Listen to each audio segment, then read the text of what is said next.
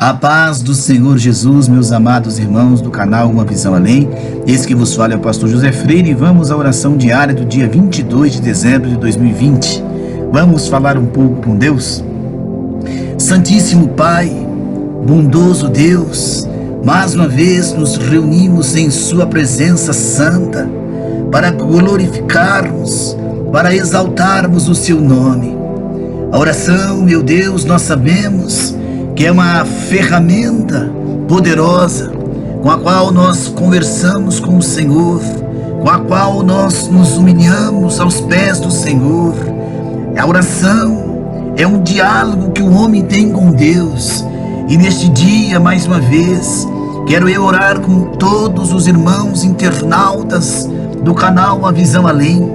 Quero eu orar com todas as pessoas que neste instante se curvam para buscar o Deus verdadeiro, se curvam para clamar pelo Deus da Bíblia, pelo Deus da verdade. A Ti, que é santo, que é puro, que é glorioso, ó Deus bondoso e magnífico, quero Te glorificar sim, quero Te exaltar sim, porque bom é o Senhor e digno de toda honra e glória, honra e louvor. Não existe um Deus tão soberano como o Senhor. Não existe um Deus tão santo, tão digno, tão magnífico como o Deus de Abraão, como o Deus de Jacó.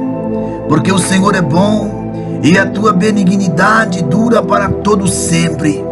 Santíssimo Deus, purifica-nos dos nossos pecados, purifica-nos nas nossas fraquezas. Nos perdoa, Senhor, os nossos erros e as nossas fragilidades, as nossas transgressões. Deus tremendo e santo, Sua palavra diz que aqueles que se humilham serão um dia exaltados, mas os que se exaltam um dia serão abatidos e humilhados. Santíssimo Deus, estamos vivendo sim uma geração pervertida, estamos vivendo sim tempos difíceis, princípio das dores, dias trabalhosos. Sim, é verdade, violência, criminalidade, a natureza, meu Deus, sendo chacoalhada nos quatro cantos da terra, através dos terremotos, dos maremotos, dos tsunamis, das grandes enchentes, das nevascas, quedas bruscas de temperaturas, calor insuportáveis nos países tropicais, enfim, N situações da natureza nos mostram que algo está para acontecer. Mas nós que fazemos a menção do nome do Senhor, nós fazemos porque a nossa fé, ela é pautada em Ti, ó Deus tremendo. Nós fazemos porque a nossa fé é pautada naquele que é digno de glória, digno de louvor, digno de adoração. Santíssimo Deus, limpa as lágrimas dos que choram agora, orando comigo agora. Limpe as lágrimas daquela pessoa, daquele irmão, daquela irmã, desta criança, deste jovem, deste adolescente, deste idoso que está chorando, clamando, buscando de Ti um socorro, meu Deus, de Ti uma providência, meu Deus, porque o Senhor é bom, o Senhor é digno de ser louvado. A Bíblia diz que Tu és longânimo, é paciente na Tua ira. A Bíblia diz que Tu é um Deus misericordioso. Isso quer dizer um Deus que se compadece, um Deus que ama o pecador, só reprova os seus pecados. Ah, como é gostoso saber que temos um Deus grande, misericordioso como o Senhor, bondoso como o Senhor, magnífico como o Senhor. Meu Santíssimo Deus, nós não sabemos como Te pedir, nós não sabemos como Te clamar, mas o Espírito de Deus nos ensina como convém clamar, como convém buscar. Meu Deus, Muitos agora oram conosco, pessoas que se afastaram dos seus caminhos, pessoas que se enfraqueceram na fé, que desistiram na caminhada, que perderam as forças, que perderam a fé para prosseguir. Renova a fé deste homem, a fé desta mulher, a fé, meu Deus, nesta pessoa. Renova a estrutura de fé deste homem, desta mulher, este que está caído, sem forças para levantar. Levanta, Jesus, ele agora. Levanta espiritualmente ela agora, para buscar, para suplicar, para implorar a tua grandeza, a tua benevolência, a tua santidade, ó Deus Santíssimo. Sabe, esta pessoa que não tem forças para prosseguir, fortalece espiritualmente esta pessoa agora. Esta pessoa, meu Deus, que já desanimou, já voltou, já estacionou, ajuda, sabe, produz ânimo para que ele possa se erguer, se levantar e continuar a caminhar rumo à Nova Jerusalém. Ó Deus tremendo e santo, oro agora pelas pessoas, meu Deus, que estão chorando, que estão, meu Deus, em um presídio, que estão, Senhor, depressivo, amargurado. Senhor, coloca um bálsamo, passa o bálsamo no coração deste homem, no coração desta mulher, desta vida. Ó Deus, desta pessoa que se encontra dentro de um presídio. Sim, papai, não questiono o seu crime, não questiono a sua pena, mas agora, aí nesta cela, esta pessoa se arrependeu do seu crime, pediu perdão do seu pecado, e agora quer se levantar. Sustenta ele enquanto ele cumpre a sua pena aí no presídio, mas agora é diferente. Ele quer ser uma nova criatura em Cristo Jesus, e a Bíblia diz em Romanos que o sangue de Jesus nos purifica de todo o pecado. Aleluia. Oh Santíssimo, que esta pessoa erga a cabeça, saiba que tenha que pagar sim por seus atos, mas o mais importante é o perdão do pecado, é o nome escrito no livro da vida. Eu quero apresentar também neste instante a obra das missões, a obra das missões nacionais, internacionais, regionais, missão dentro da própria cidade, dentro do próprio bairro, missão estadual, interestadual, meu Deus, missões no interior do Nordeste, no interior do Amazonas, da região Norte, missões nas favelas, nos guetos, nas comunidades, das periferias, das grandes cidades de médio porte e pequenas cidades brasileiras, para alcançarmos os perdidos, os drogados, os viciados, meu Senhor, libertar as prostitutas, os traficantes das garras do inimigo, meu Deus.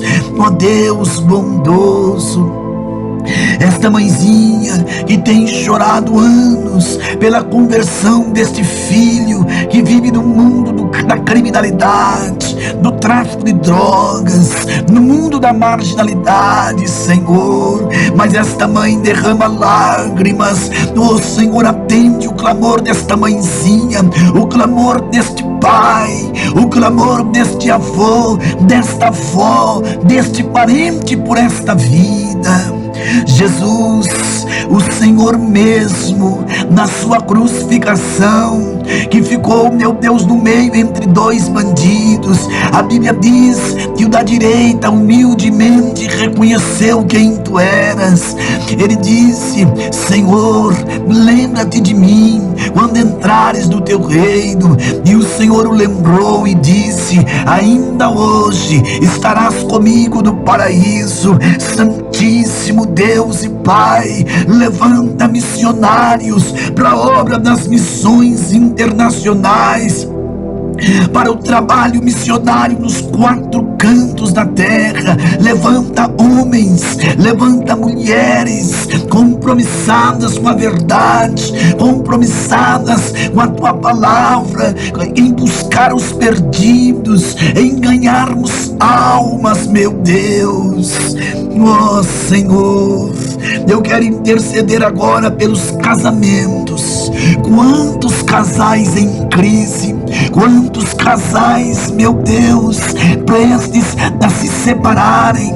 Eu repreendo esse espírito de divórcio, de contenda, de desunião. Jesus, entre dentro deste casamento agora e restaura este lar, restaura este matrimônio, restaura o amor deste homem, o amor deste pai, o amor desta mulher, o amor desta mãe ao filho, ao esposo.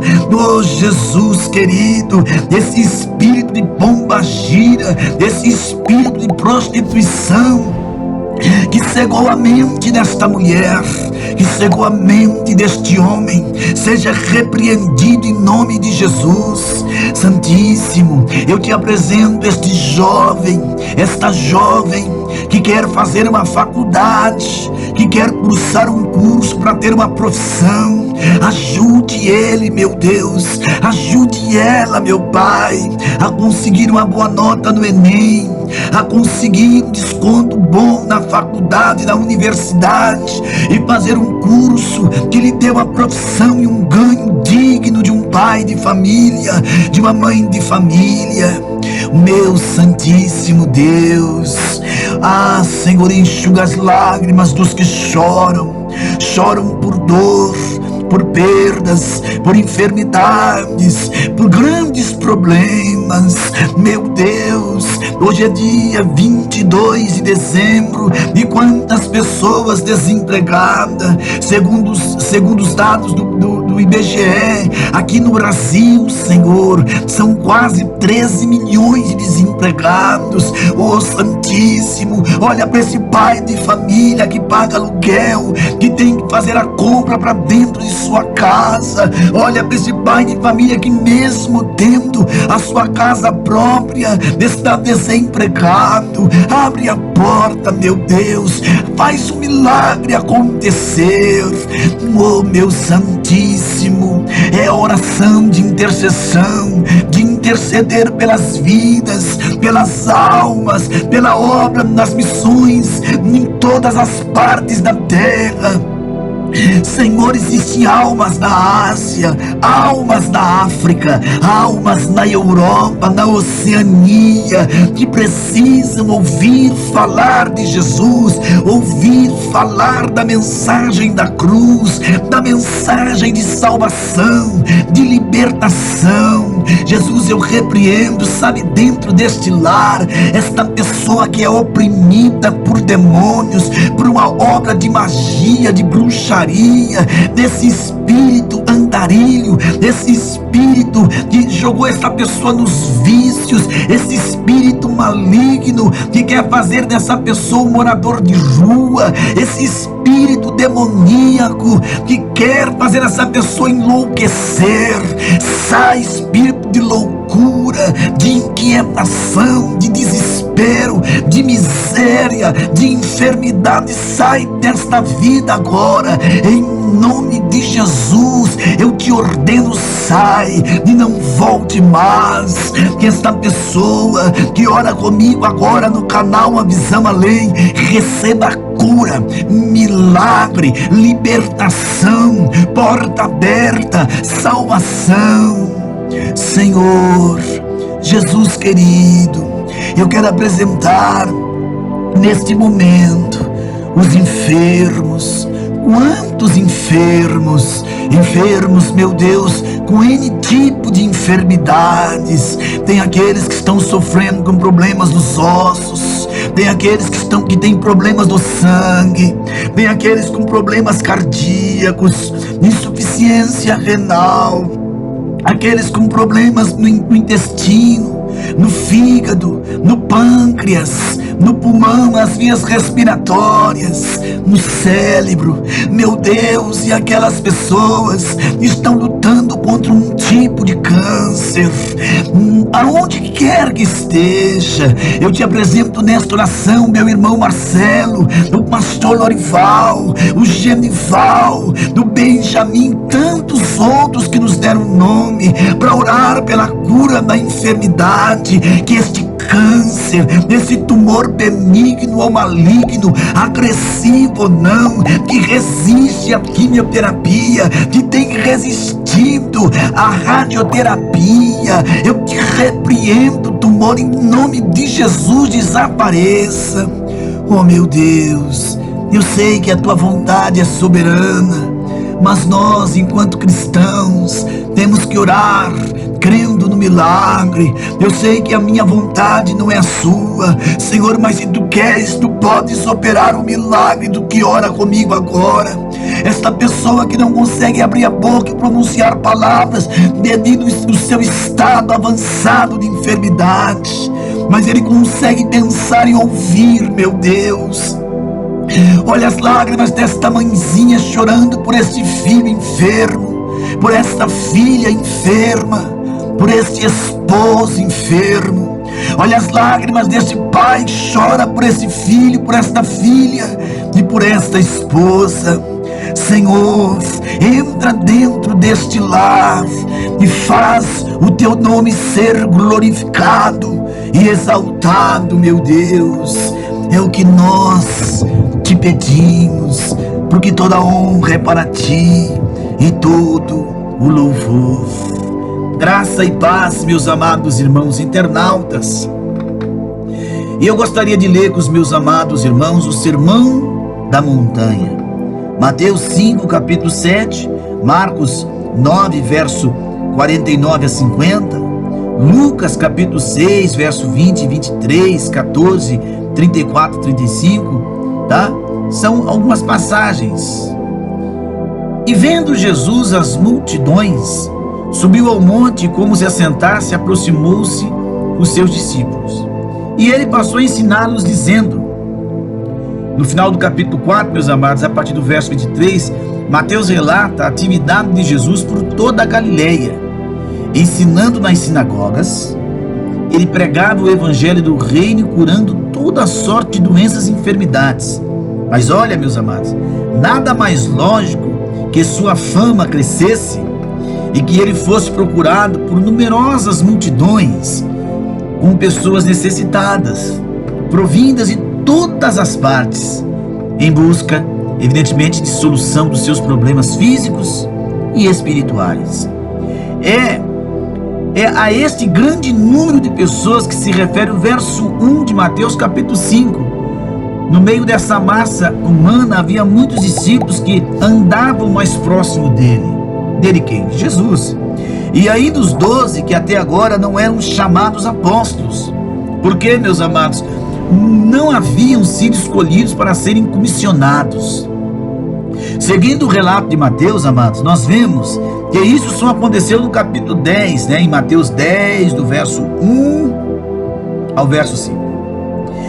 O monte que Jesus subiu não é especificado, mas certamente é uma das 12 colinas existentes ao lado do mar da Galileia, Elas formavam uma paisagem descrita pitorescamente por José, um historiador judeu, que foi governador da Galileia no primeiro século. Mateus pinta um quadro muito digno de Jesus, descrevendo-o com a postura de um respeitável mestre daquela época, que se assentava enquanto os discípulos se aproximavam e tomavam lugar ao seu redor. Quando ele passou a ensinar, Mateus o descreve como um legislador que, abrindo a sua boca, conforme o texto grego, começa a promulgar a lei do seu reino, a lei do reino do seu Pai. Isto faz lembrar Moisés, descendo do monte Sinai, trazendo nas mãos as tábuas da lei. Uma diferença é que aquela lei estava escrita por pedras, quer dizer, escrita em pedras, mas a lei de Jesus é para ser escrita, meu amado irmão, minha amada irmã, meu amado irmão internauta, na mente e no coração dos seus discípulos. É a lei perfeita, é aquela que crava nossos corações, lei da liberdade, lei da nova aliança, né? Tiago 1:25, Jeremias 31, 32, 31 e 32. Amados, convém lembrar que no início do seu ministério, Jesus dá exortações no imperativo, dizendo: o reino de Deus está próximo, arrependei-vos e crede no Evangelho. Mateus 1,15. Agora, no Sermão da Montanha, ele fala do caráter dos cidadãos, do reino de Deus e da sua ética, isto é, meus amados, daqueles que se arrependeram e creram na sua pregação. Trata-se de um extenso sermão de 3 capítulos, irmãos. Não é necessário imaginar que o mestre tenha pronunciado todos esses ensinos, meus amados, de uma só vez, não. É mais provável que Mateus tenha reunido metodicamente dos capítulos 5, 6 e 7, irmãos, uma série de pronunciamentos feitos por Jesus durante o seu ministério. Quer dizer que, o que quer dizer isso? Isto se percebe quando consigamos um grande número, quando nós consideramos, né, um grande número de passagens paralelas que estão distribuídas dentro do Evangelho de Lucas. O importante, meu amado irmão, é saber que este sermão representa a essência, né, a essência.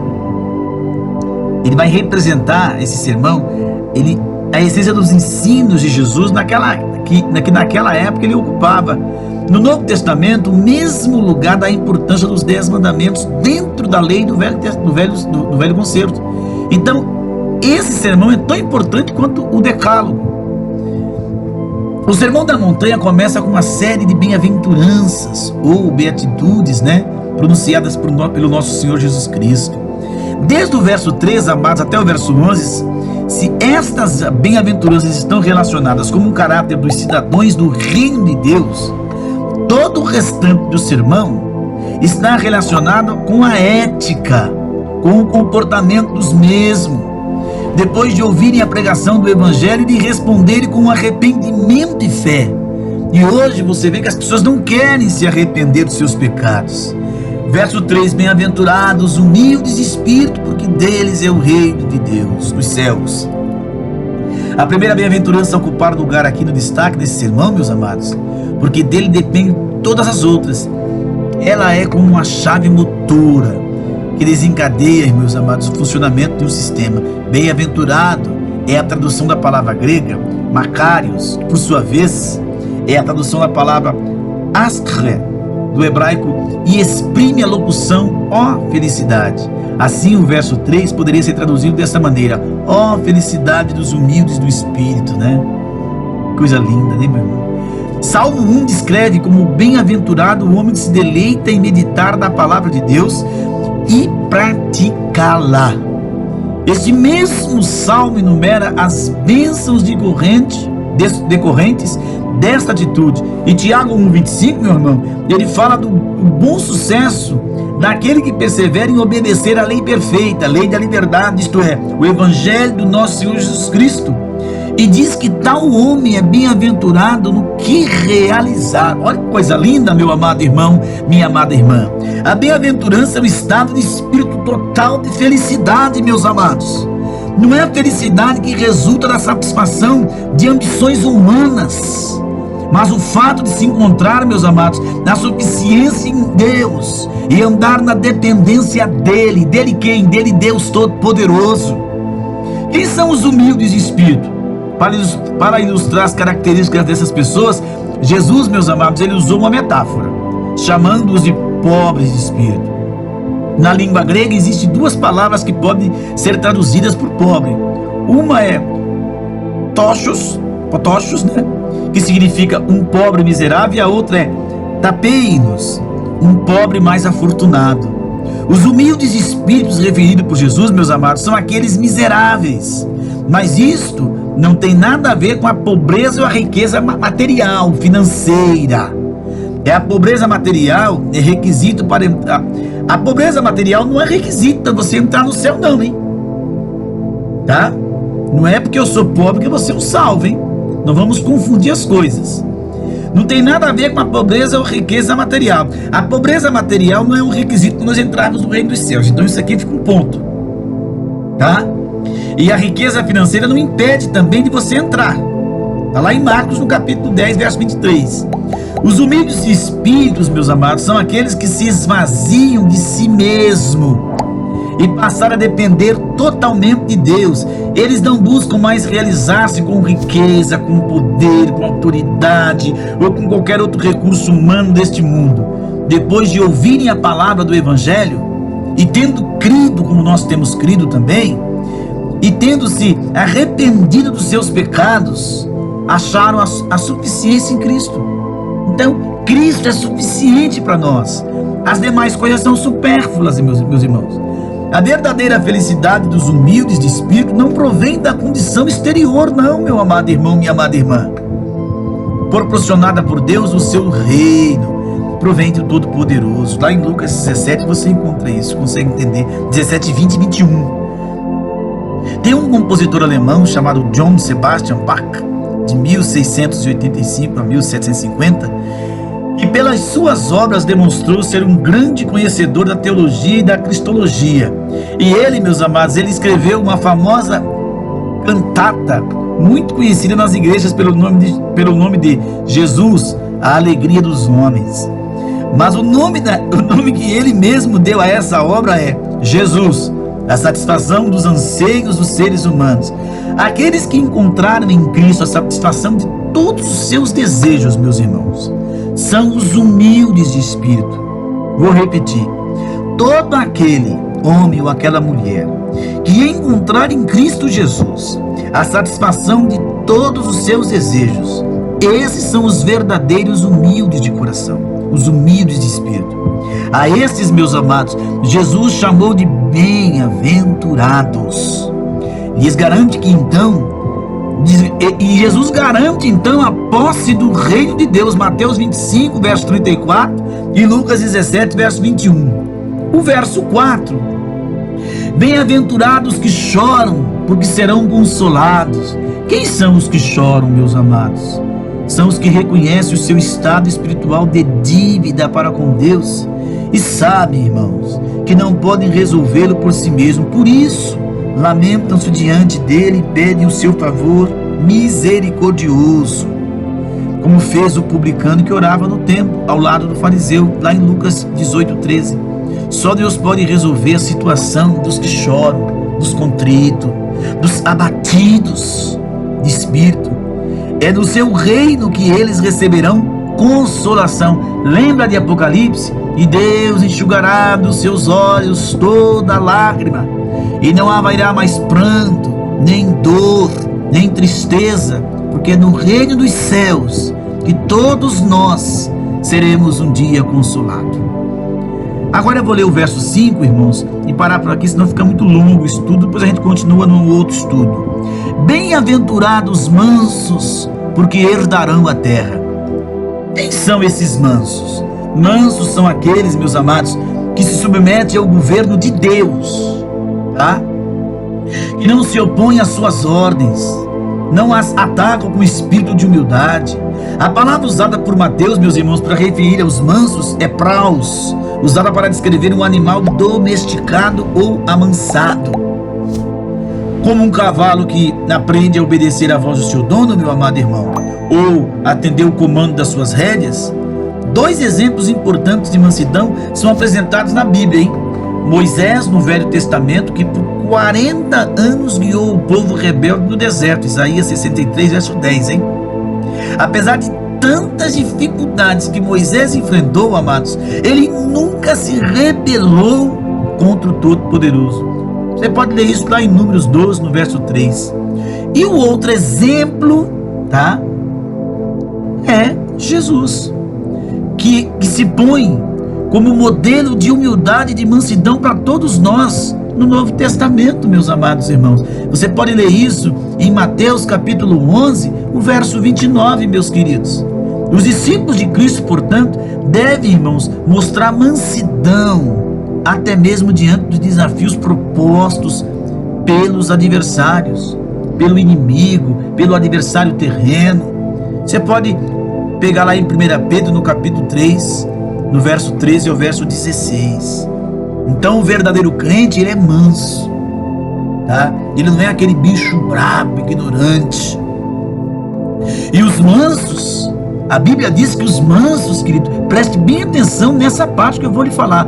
Os mansos serão recompensados quando o Senhor eliminar da terra os perversos.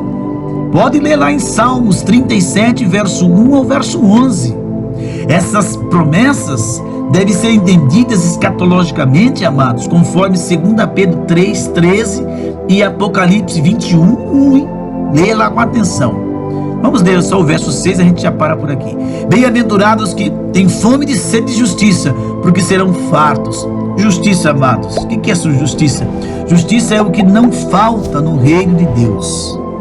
Bem-aventurados os misericordiosos, porque alcançarão misericórdia. A misericórdia é um atributo do nosso Deus, intimamente ligada ao seu amor e à sua compaixão. Ele se compadece, ele tem dó, pena dos homens, não é? E ele consiste em oferecer às suas criaturas a atenção necessária, irmãos, para que todas as suas necessidades, ainda mais e especialmente em tratando-se de pecadores, né? Você pode ler Romanos 11:30, Lucas 6:35, 36, 1 Pedro 1:3, porque a misericórdia e a compaixão, irmãos, são conceitos estreitamente relacionados entre si. Misericórdia é o socorro prestado aos necessitados, por aqueles que têm compaixão, por aqueles que sofrem juntamente com o outro que sofre também. Amados, o fato de Deus sentir tanta compaixão pela humanidade em estado de pecado foi o que levou Ele nos doar Jesus Cristo, que encarnando como homem, meus amados, experimentou aquele sofrimento terrível, né? Lá em Hebreus 4, verso 15 e verso 16, baixando até a morte, e a morte de cruz, Filipenses 2:8, a fim de resgatar-nos do cativeiro e da condenação do pecado, Marcos 10:45, o ato que Jesus fez por nós. Vou parar aqui no verso 7, não fica muito longo, mas isto é o sermão da montanha, as bem-aventuranças. Medite um pouco nele na sua casa, tá bom? Depois eu continuo com os irmãos. Que Deus abençoe a todos. Fiquem todos na doce paz do Senhor Jesus.